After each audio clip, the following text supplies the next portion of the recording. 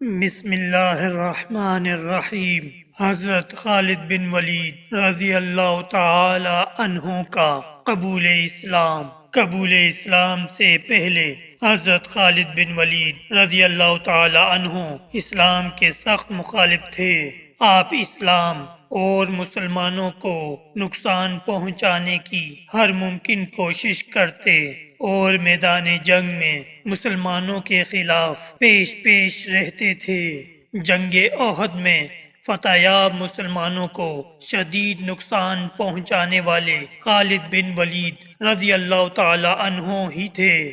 ذہانت، حاضر دماغی حالات کا تجزیہ کرنے اور جنگی حکمت عملی میں آپ کو کمال حاصل تھا۔ اسی ذہانت، معاملہ فہمی اور جنگی سوجھ بوجھ نے حضرت خالد بن ولید رضی اللہ تعالی عنہ کو کچھ عرصے سے عجیب ذہنی کشمکش میں مبتلا کر رکھا تھا۔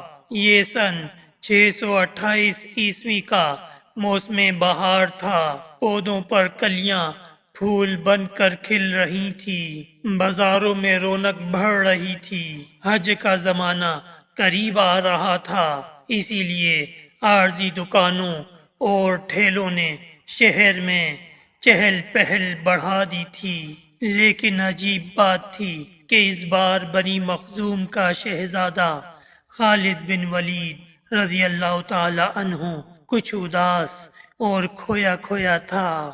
وہ شہر میں منعقد ہونے والے جسمانی اور جنگی کھیل تماشوں کے مقابلوں سے بالکل لا تعلق تھا، جن میں وہ ہمیشہ بڑھ چڑھ کر حصہ لیا کرتا تھا۔ اس کی سوچ کا محور اسلام کی ہر روز بڑھتی ہوئی طاقت تھی۔ حضرت خالد بن ولید رضی اللہ تعالی عنہ سوچ رہے تھے کہ اب تک اسلام کے مخالفین نے مسلمانوں کو میدان جنگ میں 28 بار للکارا ہے، لیکن اپنی تمام تر عددی برتری اور بہتر جنگی ساز و سامان کے باوجود ذلت اٹھائی۔ کبھی آپ کے ذہن میں جنگ بدر کا نقشہ پھرنے لگتا، جب معمولی ہتھیاروں سے لیس 313 مسلمانوں نے ابو جہل کے لشکر کو شکست فاش سے ہمکنار کیا تھا۔ کبھی جنگ احد میں مسلمانوں کی ثابت قدمی اور جان نثاری آپ کی آنکھوں میں پھرنے لگتی، تو کبھی حضرت خالد بن ولید رضی اللہ تعالی عنہ چشم تصور سے مکہ کے ناقابل شکست پہلوان اذکار کو رسول اللہ صلی اللہ علیہ وسلم کے ہاتھوں خاک چاٹتے ہوئے دیکھتے۔ آپ کا ذہن اور تجربہ بے سر و سامان مسلمانوں کی ان عظیم فتوحات کو سمجھنے سے قاصر تھا۔ کبھی کبھی آپ سوچتے، کیا مسلمانوں کے ساتھ کوئی غیبی طاقت ہے؟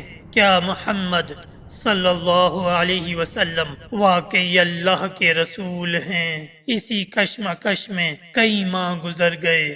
صلح حدیبیہ کو 1 برس بیت چکا تھا۔ معاہدے کے مطابق رسول اللہ صلی اللہ علیہ وسلم اپنے جانثاروں کے ساتھ عمرے کے لیے مکہ میں داخل ہوئے۔ حضرت خالد بن ولید رضی اللہ تعالی عنہ الجھے ذہن کے ساتھ مکہ سے نکل گئے، تاکہ وہ شہر میں مسلمانوں کے داخلے کا منظر نہ دیکھ سکیں۔ مکہ میں 3 روز قیام کے دوران نبی کریم صلی اللہ علیہ وسلم نے خالد بن ولید رضی اللہ تعالی عنہ کے بھائی ولید سے فرمایا، افسوس خالد میرے پاس نہیں آیا، اگر وہ آتا تو ہم اس کا پراتفاق خیر مقدم کرتے۔ خالد جیسے شخص کو اسلام سے دور نہیں رہنا چاہیے۔ ایک دوسری روایت کے مطابق رسول اللہ صلی اللہ علیہ وسلم نے خالد بن ولید رضی اللہ تعالی عنہ کے قبول اسلام کے لیے دعا فرمائی تھی۔ ولید نے اپنے بھائی کو بہت ڈھونڈا، لیکن ان کا کچھ پتہ نہ چلا۔ آخر ولید نے اپنے بھائی کے نام ایک خط لکھ کر ایک شناسہ کے حوالے کیا اور درخواست کی کہ جب خالد آئے تو یہ خط ان کو پہنچا دیا جائے۔ دوسری طرف خالد بن ولید رضی اللہ تعالی عنہ کے دل کی کیا حالت تھی اور بھائی کے خط نے کیا کمال کر دکھایا۔ اس حوالے سے حضرت خالد بن ولید رضی اللہ تعالی عنہ فرماتے ہیں، میں اکثر سوچا کرتا تھا کہ مجھے پیغمبر اسلام صلی اللہ علیہ وسلم کے خلاف ہر جنگ اور ہر محاذ پر ناکامی کیوں ہوتی ہے۔ پھر آہستہ آہستہ میرے دل میں یہ خیال تقویت پکڑتا چلا گیا کہ کوئی غیبی طاقت میرے دل میں محمد صلی اللہ علیہ وسلم کے لیے جگہ بنا رہی ہے۔ پیغمبر اسلام صلی اللہ علیہ وسلم جب عمرے کے لیے مکہ میں تشریف لائے تو میں وہاں سے نکل چکا تھا، جس پر میرے بھائی نے مجھے خط لکھا جس میں تحریر تھا، مجھے تعجب ہے کہ تم اسلام سے اس قدر نفرت کرتے ہو، حالانکہ تمہارے جیسا عقل مند آدمی کبھی اسلام سے دور نہیں رہ سکتا۔ میرے بھائی، گمراہی کے اندھیرے سے نکل کر حقیقت کی روشنی میں چلے آؤ۔ بھائی کا خط پڑھ کے میرے دل کی حالت ہی بدل گئی اور میں رسول اللہ صلی اللہ علیہ وسلم کے حضور میں حاضر ہو کر اسلام قبول کرنے کو بےتاب ہو گیا۔ حضرت خالد بن ولید رضی اللہ تعالی عنہ کے دل کو کسی پل چین نہیں تھا۔